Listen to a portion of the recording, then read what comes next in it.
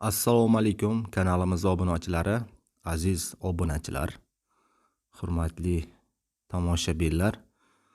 Bugungi videoroligimizda quyon tuqqandan keyin qilinadigan ishlar haqida gaplashamiz. Mana shu quyonimiz tuqqan 3 kun bo'lyapti tuqqaniga.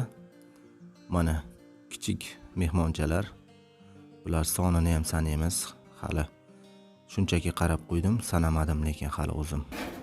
Bu tomonda bitta bezori quyonimiz ham bor. Mana shuni taqillatib o'ynab yotibdi. Yem idishini o'ynab yotibdi. Bu quyonni bozordan olganmiz. Alloh izmi bilan bo'g'oz chiqdi bu quyon.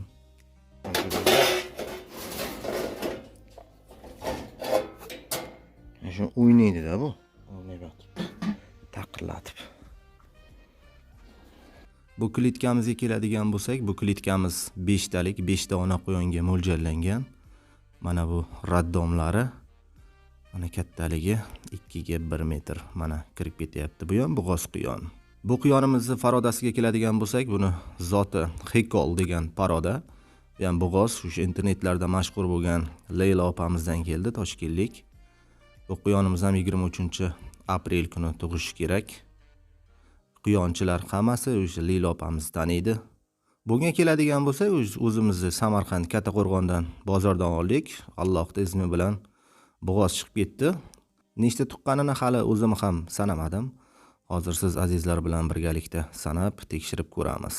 Endi kletkaga keladigan bo'lsak, bu quyonimiz ham mana shu raddomiga kirib olib tayyorgarlik ko'ryapti.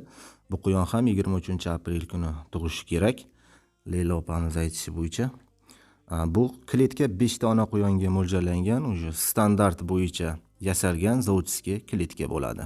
Endi praktikadan o'tdi, quyonlar tug'ishiga yaqinlashib 1-2 kun nari beri qolganda ishtahasi yo'qolar ekan, kam yeb, kam ichib qolar ekan.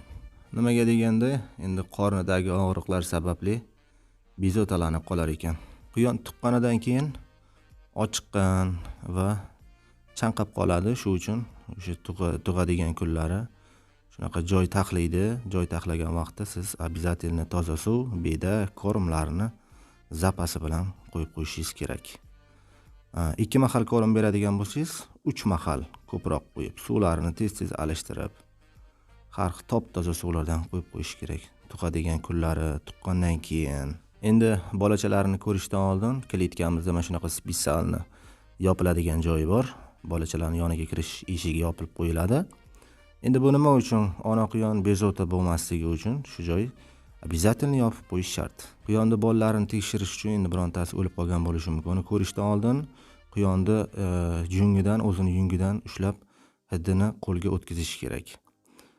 Yoki bu yoqda o'zini yungini yulgan bo'ladi, o'shani ham ushlab qo'lingizga quyonni o'zini hidini o'tkazib, keyin tekshirsangiz bolachalarini o'lganmi, salafan biron nima yopishib qolganmi shularni keyincha yungini ushlab qo'lingizga hidini o'tkazib tekshirsangiz maqsadga muvofiq bo'ladi.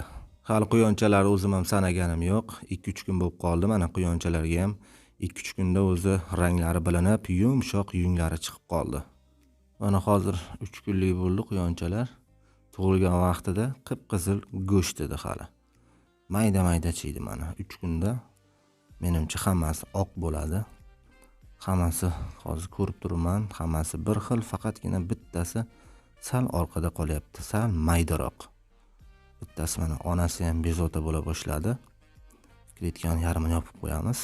Taxminim bo'yicha quyonchalarda men shu 7 ta yoki 8 ta bo'lsa kerak deb taxmin qilgandim, hali sanaganim yo'q. Sal katta bo'lsin, onasi qizg'onib endi har xil vaziyatlar bo'lishi mumkin. Birdaniga qarasangiz yosh onalar qizg'anib bolachalarini o'ldirib qo'yishi mumkin, boshqa bo'lishi mumkin shu. Endi sanaymiz. 1 2 3 4 5 6 7 8 9 10 ta tug'ibdi, mashalloh. Gap yo'q. 8 ta yurgandim. 10 ta tug'ibdi. Yana bir qator sanab qo'yamiz. Bittasi menimcha shu orqada qolyapti. Bitta maydacha bo'lib qolyapti bittasi. Qolgani katta bo'lishi yaxshi. 2 4 5 6 7 8 9 10 ta. Haqiqatdan Alloh barakasini bersin quyonchalarni.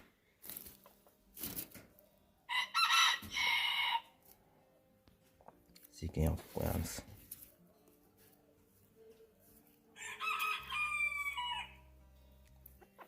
Bittasi salgina orqada qolyapti, qolgani hammasi birdek. Xik olib qo'yganimiz ham tug'ish kerak, raddomga o'tib olgan. Hali 10 kun bor tug'ishiga. Endi yana bir 3 kun o'tgandan keyin quyonchalarni yana bir tekshirib qo'yamiz, xuddi shunday.